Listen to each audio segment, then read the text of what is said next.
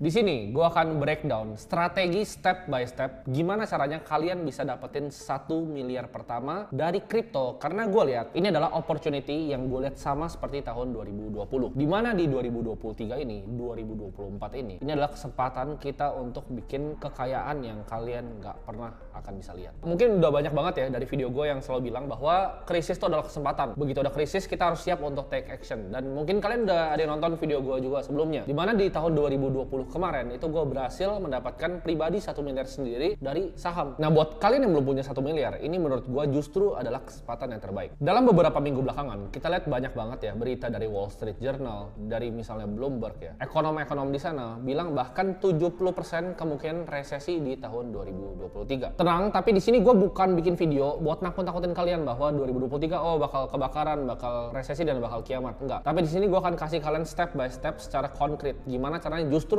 memanfaatkan resesi ini. Ini bukan cuma sekedar nakut-nakutin, karena konsensus dari ekonom sendiri udah bilang bahwa akan terjadi kemungkinan resesi. Nah, gue percaya hal yang gue replikain tahun 2020, di mana gue cash out, ya kan, gue cash out di awal Januari dan gue hajar semua di Maret di saham waktu itu adalah hal yang bisa gue replikain. Nah, tapi pertanyaannya sekarang kenapa gue bikin video ini di kripto, bukan di saham? Karena gini, kalau di saham kemarin, dari pengalaman gue bisa mendapatkan keuntungan yang ya dibilang kecil juga enggak, lumayan beberapa kali lipat. Tapi kripto, ini menurut gue bisa naik 5 kali, 6 kali, 7 kali, bahkan 8 kali lipat. Nah mungkin saham itu turunnya nggak akan terlalu signifikan. Kenapa? Karena IHSG sekarang masih 6.700. Itu bahkan cuma paling nanti drop mungkin mentok-mentok 5.000 ketika krisis. Tapi kalau di kripto, ini turun dari all time high-nya udah mau mendekati 80%. Jadi kalau naiknya itu bisa 4 kali, bisa 5 kali lipat lebih tinggi dibanding di saham. That's why bikin 1 miliar pertama itu lebih gampang di kripto dalam tahun-tahun yang akan mendatang. Nah sekarang pertanyaannya ya kan, apakah market timing mungkin? Kan banyak bilang, gue juga pribadi sendiri selalu bilang bahwa time in the market is better dan coba untuk timing the market. Tapi kita lihat Howard Marks baru keluarin memo tentang gimana caranya kita bisa belajar dalam sejarah dari tahun 1971-nya Paul Volcker sampai sekarang. Semua sejarah itu biasanya berulang. Dan kalau dibilang gak ada yang bisa market timing, kita tahu bahwa banyak banget bilioner di dunia, hedge fund manager yang super kaya dari market timing. Contohnya, Bill Ackman waktu COVID, ya kan, dia beli credit default swaps. Itu mirip seperti kalau dulu itu dibelinya Michael Burry pas tahun 2008. Tapi itu yang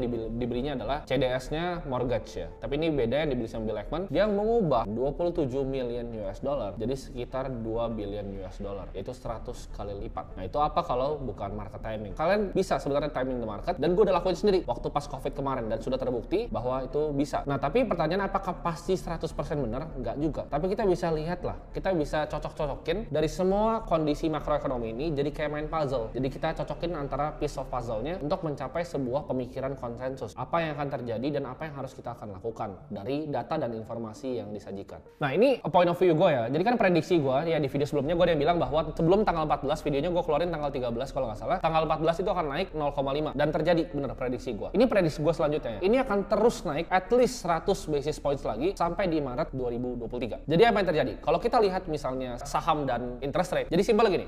Kalau suku bunga naik, orang pasti lari dari aset-aset yang risky. Contohnya seperti saham dan kripto. Jadi ketika Fed naikin suku bunga tinggi, saham pasti akan turun. Itu memang udah hukum alam. Mungkin ada yang pernah turunnya barengan, yaitu tahun 2008, tapi itu anomali. Tapi sejarah equity dan federal funds rate itu selalu kayak gitu. Suku bunga naik, saham dan kripto itu pasti akan turun. Jadi kalau prediksi gue naik 100 basis points by Maret, ya pasti saham akan turun another 10 to 15% lagi. Jadi simpelnya kalau gue mau jelasin konsepnya interest rate the Feds. Jadi kalian yang perlu kalian ingat cuma dua, hawkish dan dovish. Maksudnya apa? Kalau dia lagi naikin interest rate tinggi, dia lagi kontraksi balance sheet ya, dia tarik peredaran uang, itu namanya hawkish. Nah, tapi kalau dia akan berubah ke dovish, di mana dia mulai turun ini. Karena suku bunga tuh nggak bisa dinaikin terus-terusan. Pasti ada suatu titik di mana dia harus turunin suku bunga, dan ini jadi dovish. Nah, ini dia mulai nih melakukan yang kayak zaman dulu pas Covid 2021, print uang ya kan. Udah nggak narik lagi dari peredaran, tapi dia mulai print uang. Nah, itu akan terjadi apa? Orang akan lariin uangnya itu ke dalam aset-aset yang risky. Jadi ini bisa dibilangnya Goldilocks dan juga reflation. Orang akan beli aset-aset yang risky dan ini akan dipump terus naik ke atas. Nah, intinya adalah apa? Kan kita tahu ya, ada hawkish, ada dovish. Pertanyaannya kapan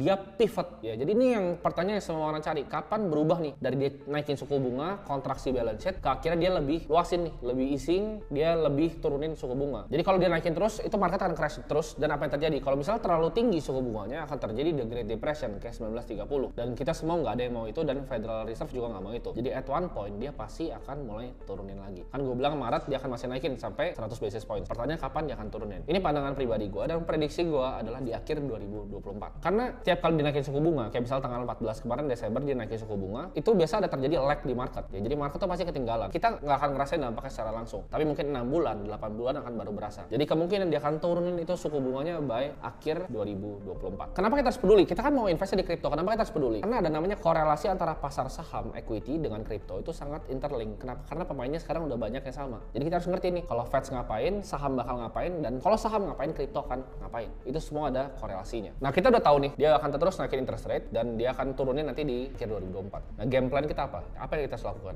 Gue pribadi, gue keep cash sebanyak-banyaknya. Jadi gue akan holding cash. Kenapa? Karena sekarang cash is king. Harus simpen cash sebanyak-banyaknya. Jadi jangan dulu masuk di market, jangan dulu invest di saham, jangan dulu invest di kripto dalam jumlah yang banyak. Keep cash dulu. Karena kita belum lihat nih, gue belum lihat antara Fed ini mau pivot ya. Dia belum mau ganti ke dovish dalam waktu singkat karena dia akan terus naikin dulu sampai at least awal tahun depan. Nah, dan yang menariknya ya, kita tahu siklus Bitcoin halving kan, di mana reward untuk miner tuh dibagi dua. Ini akan terjadi di April 2024. Kalau tebakan gue bener, dia akan mulai berubah dari hawkish ke dovishnya itu setelah halving. Dan ini secara historical juga sama. Gak akan naik nih, harga Bitcoin tuh di halving 2024 gak bakal naik. Gak mungkin di Aprilnya naiknya. Tapi biasa lag dia ya, 3 bulan, 4 bulan, 5 bulan, 6 bulan. Jadi bakal berbarengan nih siklusnya kripto yang udah terjadi selama beberapa dekade terakhir itu bakal ikut lagi. Jadi dua ya katalisnya. Satu, Fednya pivot, Bitcoinnya halving. Ini kripto bakal terbangnya gila-gilaan. Kalau saham kan cuma Fednya pivot doang terus terbang ya. Kalau kripto itu ada siklus halving ini yang terjadi cuma 4 tahun sekali. Jadi yang gue lihat sekarang, Bitcoin tuh pasti akan turun ke sekitar 12 sampai 13 ribuan dolar. Sedangkan Ethereum itu mungkin masih akan turun sampai 700 atau di angka 800 dolar. Atau mungkin bisa lebih rendah sampai ke 500 dolar. Tapi justru kita berharap akan hal itu. Semoga aset-aset turun supaya kita bisa sikat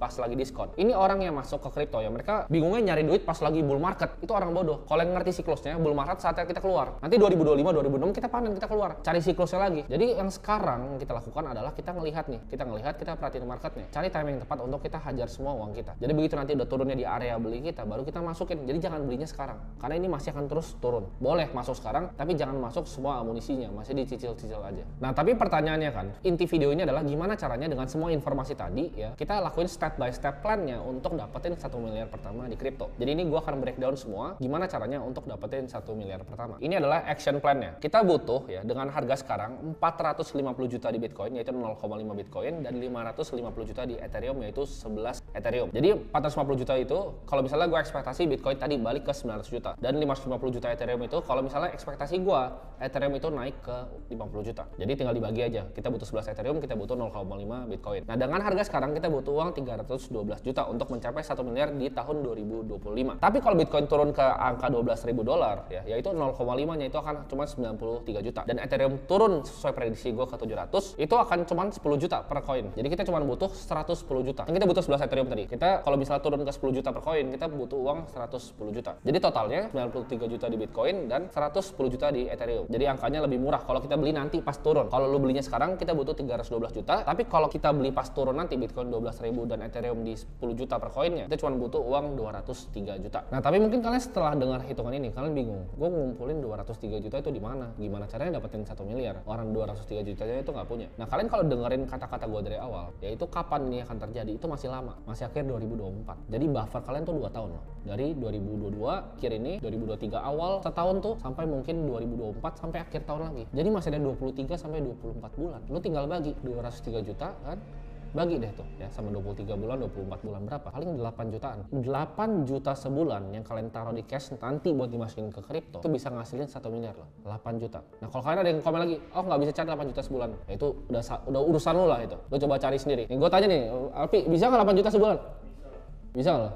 Bisa kan? Jadi kalau nggak bisa cari 8 juta sebulan, udahlah itu nonton video gue yang lain lah, nonton videonya siapa kayak gitu, cari 8 juta ya. Jadi buffernya itu 2 tahun. Gue pribadi, ini plan gue adalah gue kumpulin uang sebanyak-banyaknya untuk gue hajar nanti. Jadi gue tuh udah pusing sekarang nih untuk nyari duit. Sama dengan kalian harusnya. Jadi jangan pusing cari duit pas Bitcoin 18 juta, oh gue mau beli ikut-ikutan. Itu disikat lo sama market. Tapi cari pas lagi Bitcoin, Bitcoin lagi 200 juta nih, nah, baru sikat. Jangan sikatnya di atas, lo yang disikat nanti ya. Jadi kita cari uang di saat sekarang. Ini gue percaya dalam gue belajarin keluarga-keluarga yang bikin ibaratnya namanya generational wealth ya, kekayaan yang luar biasa gede kayak di zaman Renaissance dulu 800 tahun Medici family itu kontrol Vanderbilt, Andrew Carnegie dari railroad. Gue pelajarin semuanya. Mereka punya satu hal yang sama dari semuanya, yaitu mereka invest uangnya sebagian besarnya bikin kekayaan pertama itu di satu industri dan industri yang growing. Dan gue percaya industri yang growing itu untuk gue pribadi untuk bikin kekayaan generasi itu waktunya adalah di kripto dan sekarang. Jadi ini plan gue pribadi. Gue akan ikutin plan ini, tapi tapi ya jumlah uang yang berbeda. Gue nggak akan taruh cuma 8 juta gitu, gue akan taruh jauh lebih banyak. Tapi ini plan gue untuk bisa exit nanti di tahun 2026